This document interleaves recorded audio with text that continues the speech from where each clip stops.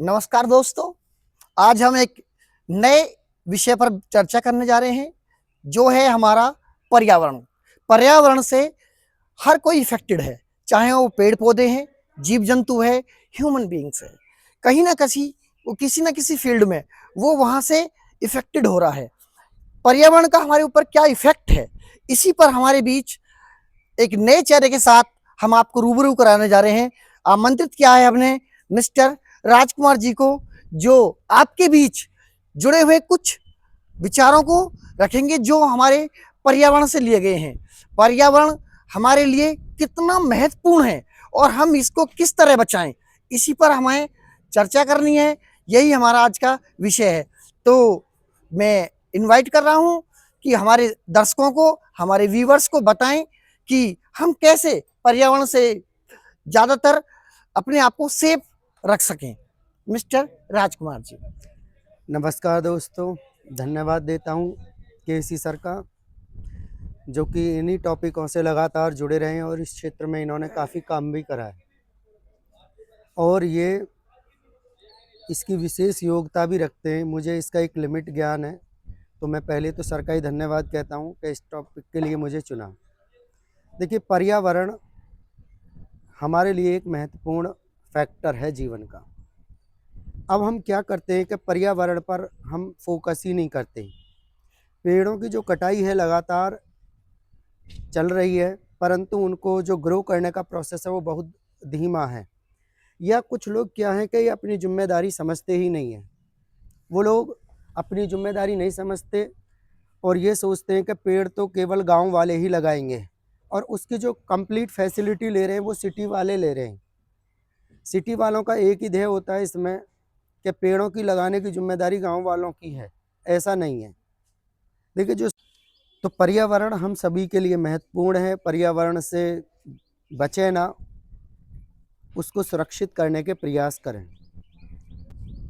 बिना ऑक्सीजन के क्या हम 5 मिनट भी जीवित रह सकते हैं? अगर ऑक्सीजन का जो लिंक है वो कट जाए तो हम जीवित रह सकते हैं? तो आपका आंसर होगा नहीं रह सकते। तो फिर हम क्यों पर्यावरण को बचाने का प्रयास नहीं करते हैं? पर्यावरण हम सभी के लिए एक महत्वपूर्ण फैक्टर है और पर्यावरण के बिना हमारा सांस लेना एक असंभव सा है। मैं अभी एक चाइना के केस में एक रिपोर्ट पढ़ी। चाइना में बहुत ज़्यादा पेड़ों का यूज़ करा और वहाँ देखा कि ऑक्सीजन का लेवल बहुत घट गया। या अभी आप जाते हो तो हॉस्पिटल्स में आप देखते हो कि ऑक्सीजन लेवल को चेक किया जाता है। क्या अब से 5 साल पहले ये कंडीशन थी कि ऑक्सीजन लेवल चेक करने की कोई इंस्ट्रूमेंट आपने देखा हो? तो आपका आंसर होगा नहीं। तो इसका मतलब है कि ऑक्सीजन का जो लेवल है वो लगातार डिक्रीज़ कर रहा है, और हमने अगर इस पॉइंट पर ध्यान नहीं दिया तो हमारे लिए बहुत घातक परिणाम होंगे, जैसा आप चाइना में देख रहे हैं। तो जैसे सर ने मुझे इनवाइट करा इस टॉपिक के लिए कि पर्यावरण जो है हम सबके लिए महत्वपूर्ण है, ये बात बिल्कुल सही है।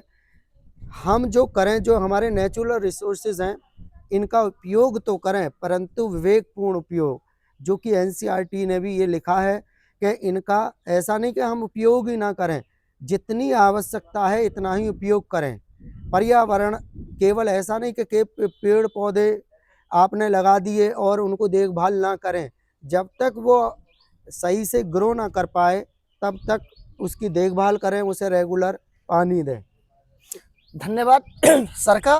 देखिए, सर ने यहाँ पे एक छोटे से शब्दों में बताया सस्टेनेबल डेवलपमेंट, जिसको हम कह सकते हैं सतत पोषणीय विकास। इसका मतलब ये होता है कि विकास के नाम पर नेचर की जो भी संपत्ति है उसको हम डिक्रीज कर रहे हैं डे बाय डे। चाहे वो प्लांट है, चाहे रिवर्स हैं, चाहे वो दूसरे सोर्सेज हैं। हमें देखना क्या कि हम डेवलपमेंट तो करें, लेकिन इस फील्ड में करें कि एक दूसरे को ध्यान में रखते हुए कि आने वाली जो हमारी पीढ़ियां हैं उनके लिए हम उनको रिमूव ना कर दें।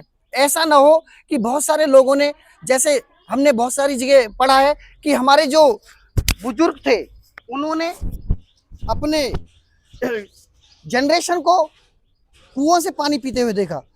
पहले रहट थी, कुएं थे, नदियां सुरक्षित थी, लेकिन रबिश मटेरियल के चलते हुए अब ये जो थ्रो किया जा रहा है कूड़ा करकट नदियों में, वहां का जल भी सुरक्षित नहीं है। इसी तरह हमारे प्लांटेशन कवर्ड होते जा रहे हैं, पॉलीथीन से, प्लास्टिक से, वो हमारी अर्थ एब्जॉर्ब भी नहीं कर पा रही है वाटर को, या जो उसके जो फूड सप्लीमेंट होते हैं प्लांट के रूट्स तक जो पहुंचते हैं। हमें इन चीज़ों का विशेष ध्यान रखना है कि हम किस तरह अपने पर्यावरण को सेफ रख सकते हैं। तो मैं सर का बहुत बहुत धन्यवाद करता हूं कि इन्होंने इतने सूक्ष्म तरीके से हमारे जो दर्शक हैं उनके लिए अपने विचारों के द्वारा एक मैसेज दिया है कि हम किस तरह ऑक्सीजन लेवल को भी मेंटेन कर सकते हैं, बैलेंस रख सकते हैं और पर्यावरण को भी सुरक्षित रख सकते हैं। धन्यवाद सर का। धन्यवाद सर का बुलाने के लिए। फिर मिलेंगे किसी वीडियो में। देखिए।